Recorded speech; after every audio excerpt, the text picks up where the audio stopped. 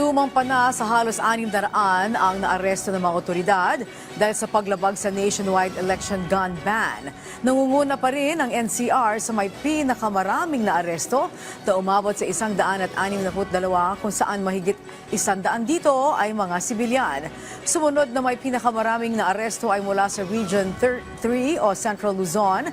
Kaugnay nito ay nasa 576 na ang nakukumpiska na iba't ibang klase ng armas. Umabot na rin sa 3 ang naitala na suspected election-related incidents kung saan isa rito ay mula sa Region 1, Region 2 at 6. Doon po sa mga arrested person, umabot na po ito ng 572 ang ating naaresto po at karamihan po dyan ay mga sibilyan.